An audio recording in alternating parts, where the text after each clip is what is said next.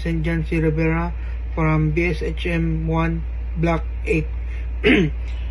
This is my tutorial for Excel fundamentals, arithmetics, operation, sorting, and charting.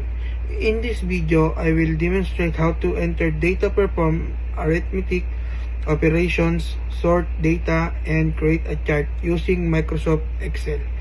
First, I will open Microsoft Excel. Yan, naglagay na rin po dito ng mga example dito sa ating Microsoft Excel. Then ituturo ko po ngayon ng multiplication, addition, subtraction, at division. Now, let's perform some arithmetic calculation using formulas in Excel. I will demonstrate the addition. Sa addition muna tayo, guys. Ang gagamitin natin na symbol sa addition ay plus. Example. Ito po yung example. Ilagay po natin ang formula natin. Equal. And A1 ay A2. Then plus sign A3. Then press enter. Yan, nalabas na po dyan ang kanyang total. Sa subtraction naman po tayo. Ang ating symbol na gamitin sa subtraction ay minus.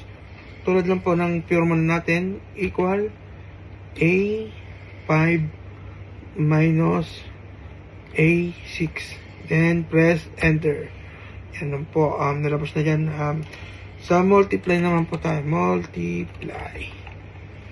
Ang gagamitin po nating symbol dyan sa multiply ay asterisk. Kaya po ng formula, equal A3 asterisk A7. Then press enter. Yan po, lalabas na.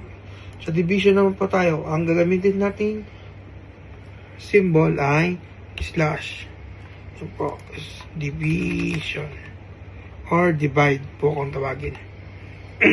Equals A8 slash A9. Then press enter po. Yan po, lumabas na po dyan ng total niya. Then punta naman po tayo sa then drag this para lumabas po lahat ng total niya. And ganyan na po, para lumabas na po dyan lahat kanyang total. Yan. Yan po. Next na po tayo. Turn po tayo sa sorting. Now, I will sort my data in two ways. Numerically and alphabetically po tayo. Dito po tayo sa column A. Yan. Column 8 po tayo. Column A. Ganyan nyo po lang lahat yan. Then, punta po tayo sa data. Then, sort po natin. Small to largest po. Then, okay. Yan po. Then, ganoon po sa column B. Yung alphabetically po tayo. Ganoon rin po ang gagawin. Pero, A to Z po ang ating gagamitin. I will follow the process but use A to Z sorting for the text. Yan. Z to A. Yan po, Z to A.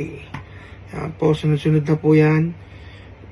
Then, values naman po tayo. Now, I will create a chart to visually represent the numerical data in column A. Select the data and column A.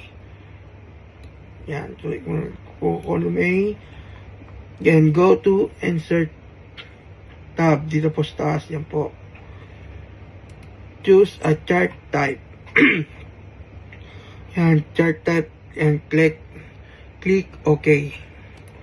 Yan. Dito po tayo. Yan. Click OK. To insert the chart, then I rename the chart title with my full name. Vincent Rivera. That completes my Excel demonstration. Now, kung isi-save mo naman na po ang gano, kung tapos nyo na po tapos i-save nyo na po is Control S. Yan, Control S, then save nyo na po dito kung saan nyo gusto makita. And export.